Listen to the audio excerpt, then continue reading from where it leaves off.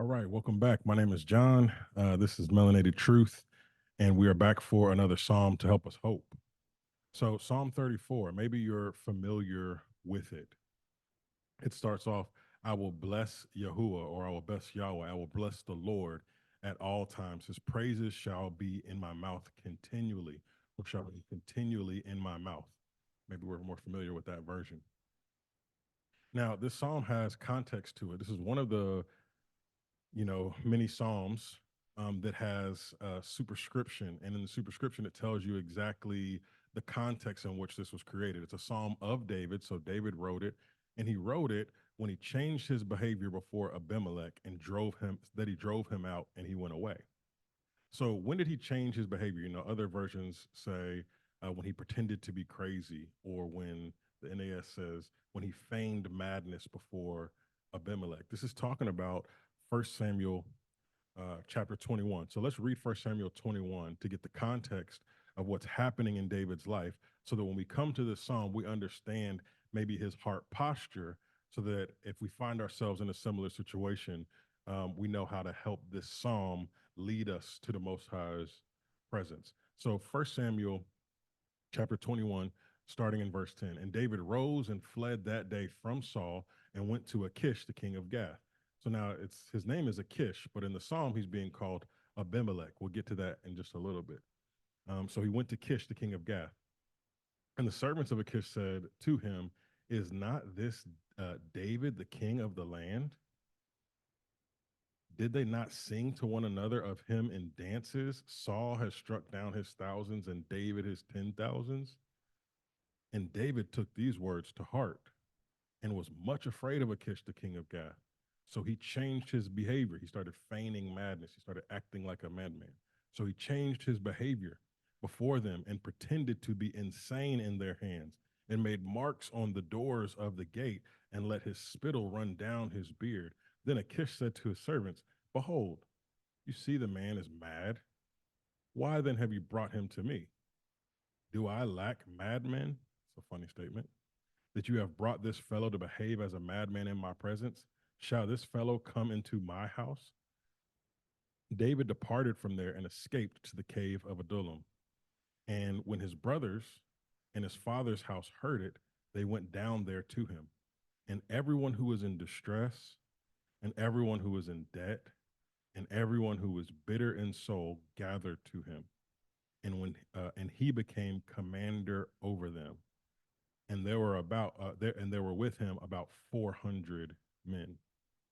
So here's the historical context of Psalm 34. David is not yet king. Saul finds out that the kingdom is being snatched from him and given to someone else. Saul's super jealous because of that song that the king of the king of Gath sings, Achish. Saul has killed his thousands, David his 10,000s, and he's so jealous that he wants to murder David. So David has to flee from his own country, even though it's been prophesied that he'll be king. He's got to run for his life. And as he's running for his life, he first stops off in the temple. He gets some of the bread of the show. He's starving. Him and his men are starving. There's no bread anywhere. They're so desperate that they've got to eat the show bread out of the temple. They've got no weapons, so they've got to get the only weapon around is the sword of Goliath, that he used to cut the head off of Goliath, who was a Philistine, who was which would have been Gath, right? So now him and his boys are fleeing, and they flee to the country, the same place where he killed Goliath, and he falls into the hands essentially of this man, Achish, or who's being called in Psalm 34, Abimelech. And so imagine the situation. You're supposed to be king over your land. The current king wants you dead, even though you have done no wrong by him. You have to run for your life. You find yourself in the land of your enemies, then you fall in the hand of your enemies. And the only way for you to escape a sure death sentence, murder, is to act like you're a madman. But it works. And then you have to run for your life from that place to a cave. And all your closest friends, your homies, your brothers, um, they find out where you are and they gather in this cave. And this is the context in which And everybody's sad. They realize they're starving and broke. They're vulnerable. They're scared. They're disgraced, and ultimately they're discouraged. So this is the context of Psalm 34. Now, in light of that, let's imagine that he begins to craft this poem in that cave, surrounded by these discouraged men. Starting in verse 1, I will bless Yahuwah at all times. His praises shall continually be in my mouth. My soul makes its boast in Yahuwah. Let the humble hear and be glad.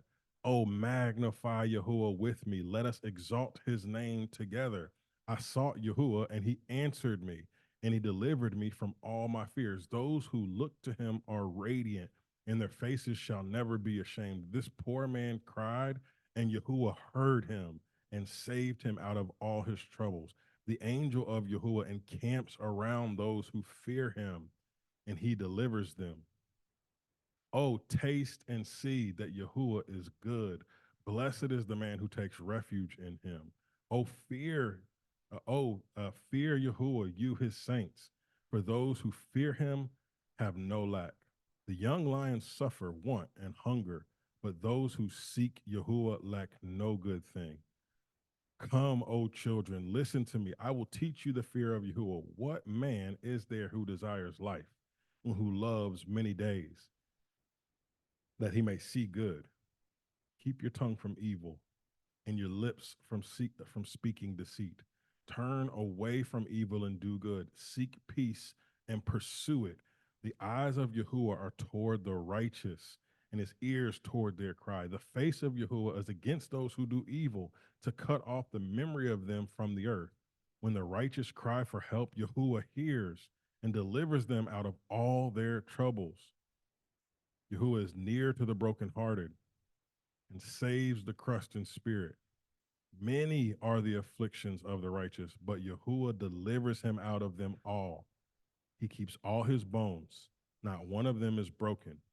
Affliction will slay the wicked, and those who hate the righteous will be condemned. Yahuwah redeems the life of his servants. None of those who take refuge in him will be condemned. Hallelujah. Amen. So let's look at this psalm really briefly.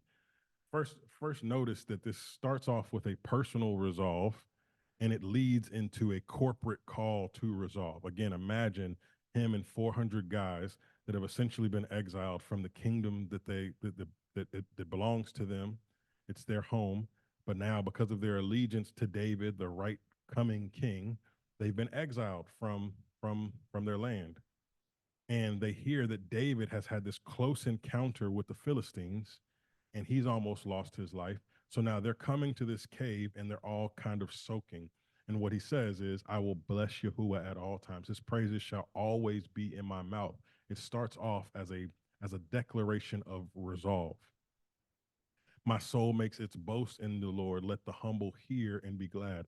Oh, magnify Yahuwah with me, and let us exalt his name together. David is saying, my personal resolve, let my personal resolve be infectious to you, such that we all exalt the name of Yahuwah. Are things bad? Absolutely. Things are crazy. Saul literally wants me dead. David could have killed him a couple of times before, and he chooses not to. And yet Saul, filled with this basically demonic spirit, keeps on pursuing him to take his life. And he said, and then he has to run to the land where his legend was built on killing their people. And the Most High delivers him out of both of those instances. And he says, yeah, things are hard. We're stuck in this cave, but I'm going to bless the Lord at all times. And you should join me. Magnify Yahuwah with me, and let us exalt his name together. Verses 4 through 7 are really interesting. He says, I sought Yahuwah, and he answered me, and he delivered me from all my fears. Let's look at verse 5. Those who look to him are radiant, and their faces shall never be ashamed.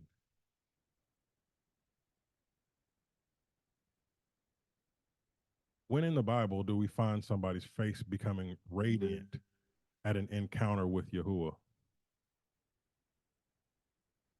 when Moses goes upon the mountain in Exodus chapter I guess 19 or 20, and he's receiving the law, he comes down off the mountain and his face is radiant.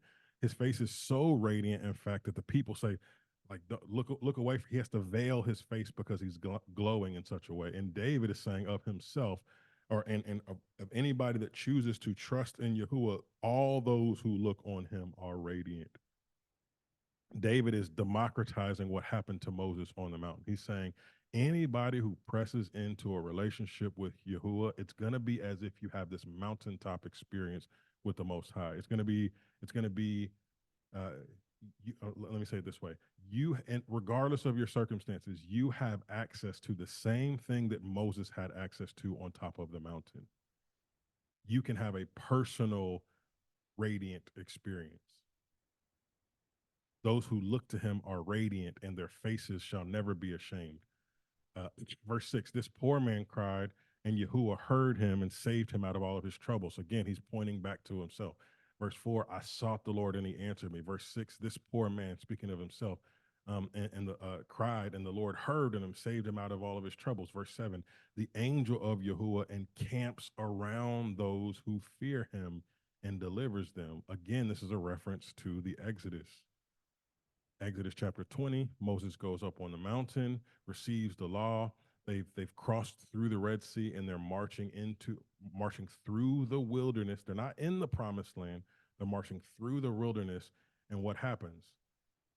There's a tabernacle built such that the Most High's presence can dwell with them. The presence of the Lord leads them in the daytime as a pillar of smoke and at night as a pillar of fire. And he encamps around the Israelites. Verse 7, the angel of the Lord encamps around those who fears him and delivers them. He's taking a corporate experience that happened with the Israelites, and he's saying we can have that personally.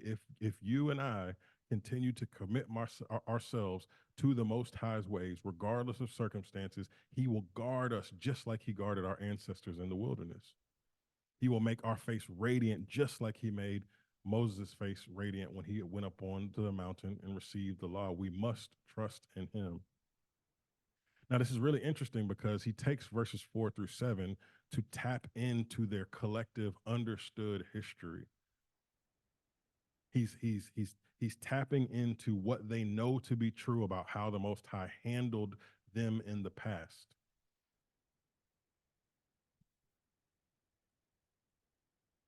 So maybe you've heard Psalm or Hebrews chapter 11, where it says, "Without faith, it's impossible to please God, because he who believes in God must believe that He is, and He's a rewarder of those who seek Him." So faith is really important, and Hebrews 11:1, faith is the assurance of things hoped for, and the substance of things not seen. Right? But where does faith actually come from? Where does faith actually come from? Well, faith comes from faithfulness. Not our faithfulness, but the faithfulness of the Most High.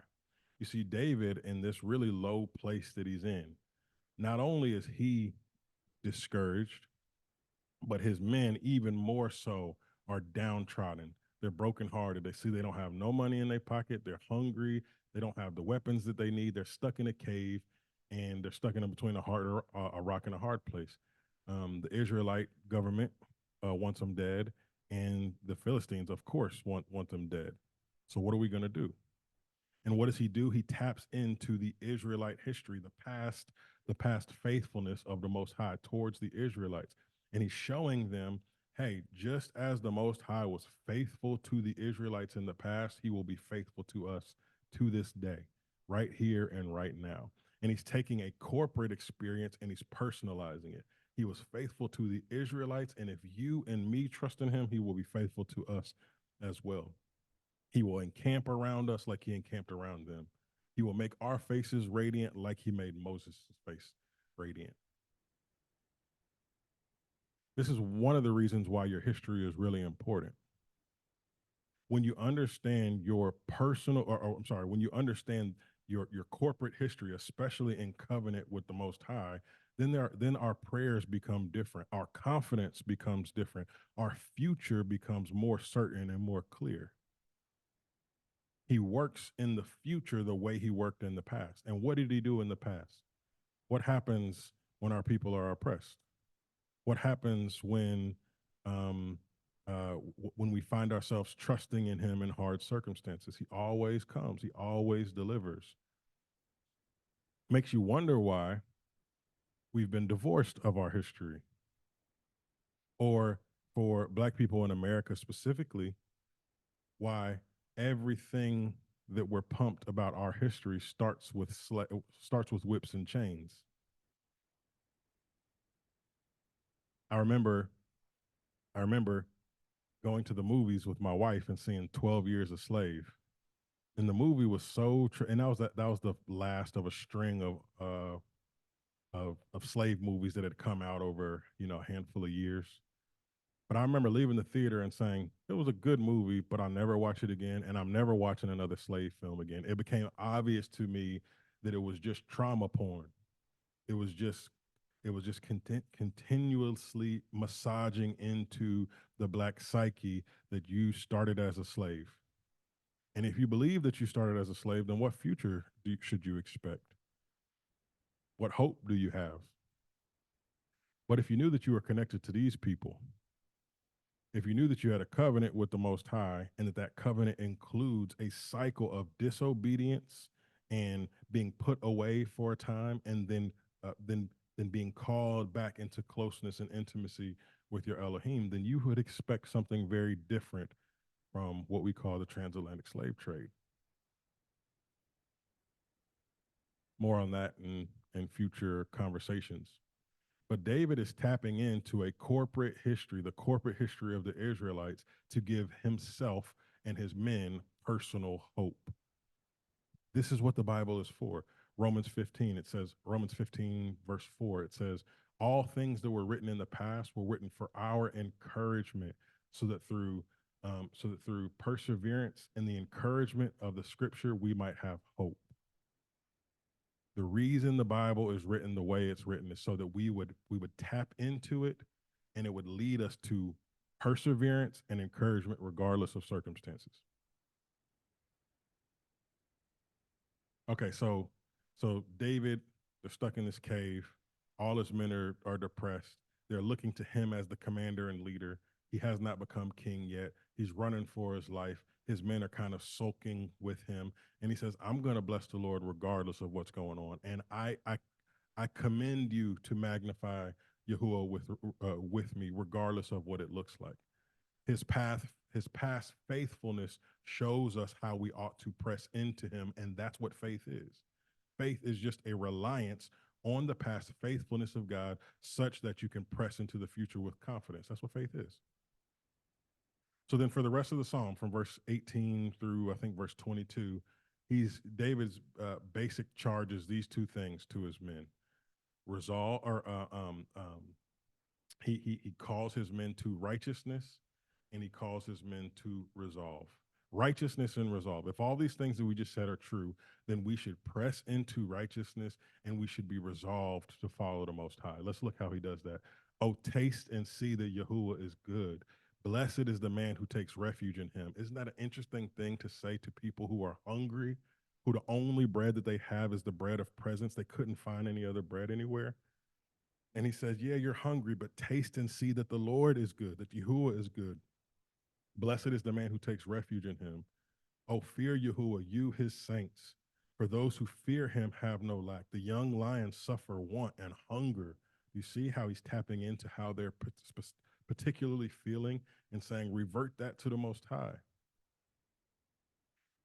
Verse 9, oh, fear Yahuwah, you his saints, and those who fear him have no lack. The young lions suffer want and lack, but those who seek Yahuwah lack no good thing. We should be in pursuit of God regardless. Come, O children, listen to me. I will teach you the fear of Yahuwah. So what is the fear of Yahuwah? What is the fear of the Lord?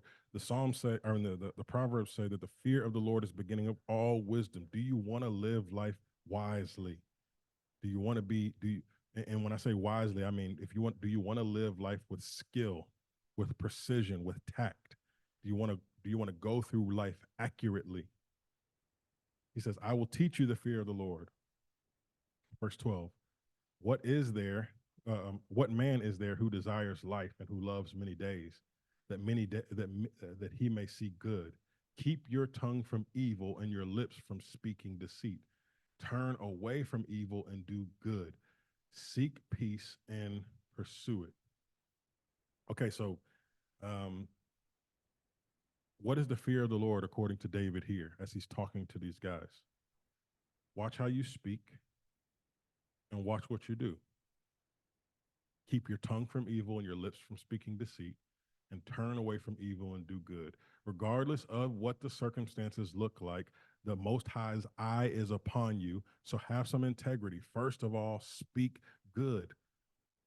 Keep your tongue from evil and from speaking deceit. Don't, because things look difficult, doesn't give you the license to do underhanded things, right? Continue to entrust yourself to him who judges justly. You know, Ephesians 5, Paul speaking, and he says, therefore, be careful how you walk, not as unwise, but as wise, making the most of the time because the days are evil. In the King James, I believe it says, be not instead of be careful, it says be circumspect in how you walk. And the idea of circumspection is to look very closely at your surroundings. Every step you're taking, you're being very cautious and intentional with how you're moving through this life. Be careful how you walk, not as unwise, but as wise, making the most of the time because the days are evil. This is the same thing that David's calling his guys to. Things might look bad and might look strange, but keep your mouth from speaking evil and doing underhanded things, and be careful how you walk. Seek peace and pursue it. Imagine saying that to a group of warriors, a group of Navy SEALs, right? He's saying, yeah, you might have power in your hand to take and to pillage and to act, but don't do that. Seek peace and pursue it. Continue to trust yourself to Yahuwah, and he'll answer in his time. The eyes of Yahuwah are toward the righteous, and his ears toward their cry. The face of Yahuwah is against those who do evil, to cut off their memory from the earth. When the righteous cry for help, Yahuwah hears and delivers them out of all their troubles. Yahuwah is near to the brokenhearted, and he saves the crushed in spirit. So verses 15 through 18 explain these verses. Why don't we speak evil? Why don't we pursue evil? Well, instead of that, we cry out to the Most High because he hears. He hears, he sees, he's interacting. He's near to the brokenhearted and crushed in spirit. So first, through those, from 8 through 18, he's calling them to righteousness. Hard circumstances do not allow you to circumvent righteousness. We must pursue, if we call ourselves his, we must pursue righteousness, period, regardless of circumstance. And then he says in the rest of the verses, we got to do it with resolve. Let's look at it. Many are the afflictions of the righteous. So this is not going to be the only time that it's hard and that it hurts.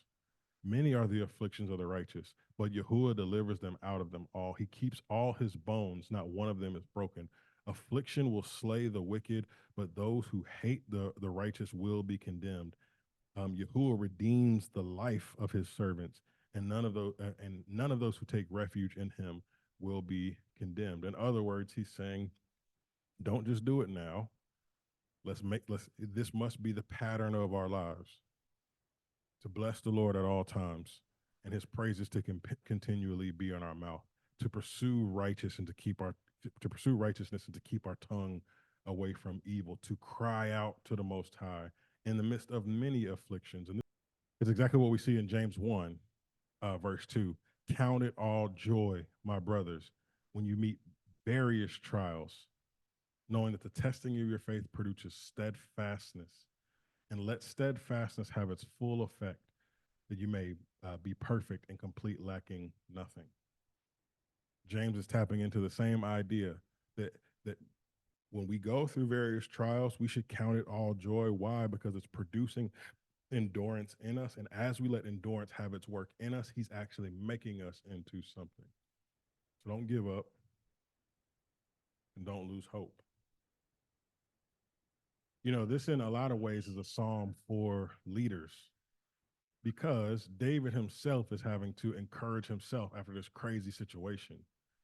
He's being chased by Saul. He's got to act like a madman to save his life in front of Abimelech, which is a Kish. Which, by the way, I didn't mention this. Abimelech